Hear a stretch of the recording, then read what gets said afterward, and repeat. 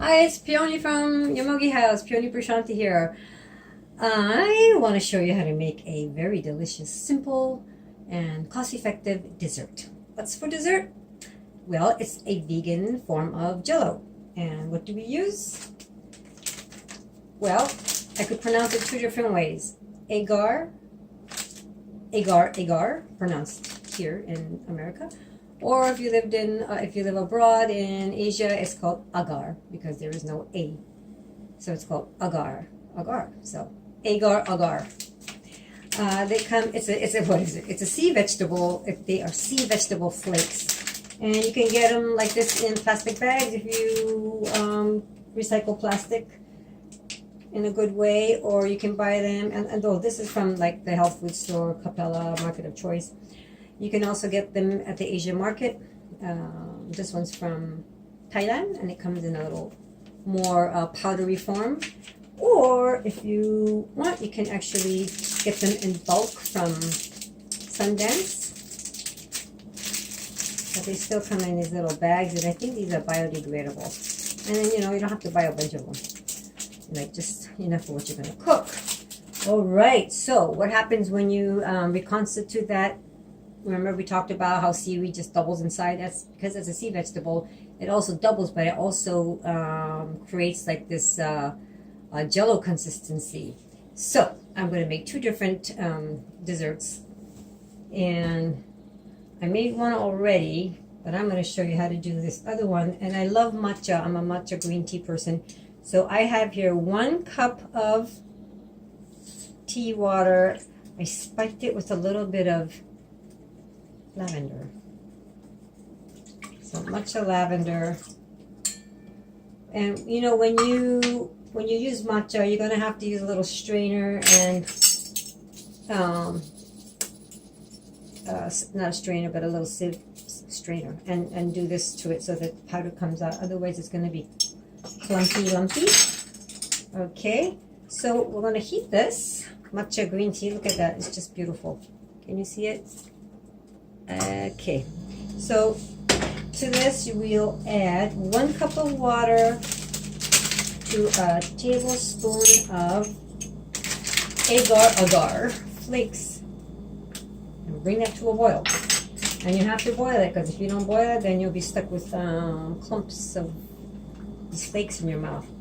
Now, another wonderful thing about this is that you can mix it with any liquid. Juice, apple juice is really delicious. When you have like a fever or something and you want something cold to go down your throat instead of ice water or ice cream, apple juice and that will help actually cool the fire in your throat. You can also use it with soy milk, almond milk, and make a pudding. Yesterday was National Pudding Day, and this would have been a wonderful pudding with almond milk pudding. Once you get it consistent like this and you put it in the refrigerator and you get it firm, then you can put it in your blender and it becomes creamy like pudding. This also tastes good with soup, like not soup but broth. I know, right? Broth jello. But when you're not feeling well and you just have to get something down to cool your throat down, just remember that this actually really helps cool the fever down, because it's cooling from the ocean. Anything from the ocean is going to cool you down. Remember, you are what you eat. Okay, so we don't want to eat too many cold foods, because if you do eat cold foods, then you become cold. You get really cold. Like some really sensitive people, if they eat too much seaweed, they actually start getting really cold, and it's going to take years for you to warm your blood and thicken your blood up again. So while this is boiling, you can add, I'm going to add, because I didn't add any sugar to this, you can add sugar, but don't add honey, because if you add honey, then something happens that the constitution of this changes, because honey is so damp. And if you eat too much honey, you become damp like that. My maple syrup's a lot better than honey. So what I did, I didn't have maple syrup, but I used this medicinal Okinawan sugar that I got from the islands. And there's something about this sugar that makes makes you feel really good. It's not just sugar. It is medicinal sugar. You think sugar is sugar, but not the sugar.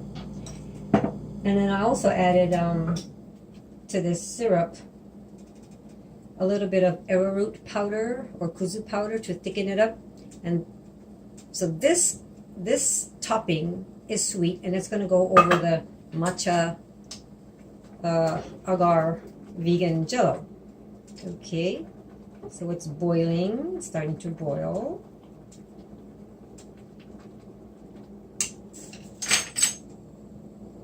And I'll put that on the side. And let me show you this gooiness I made.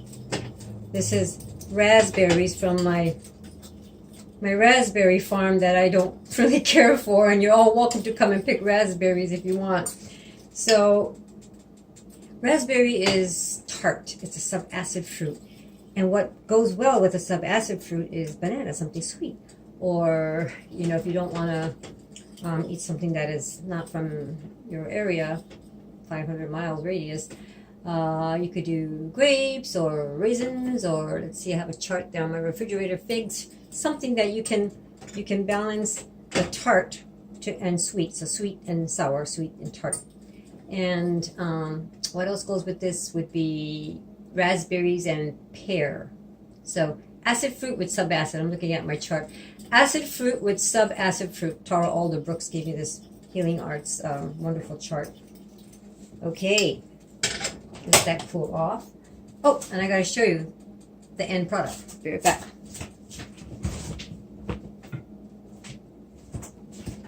Okay, so I put my agar jello, my vegan jello, in a little glass dish like this.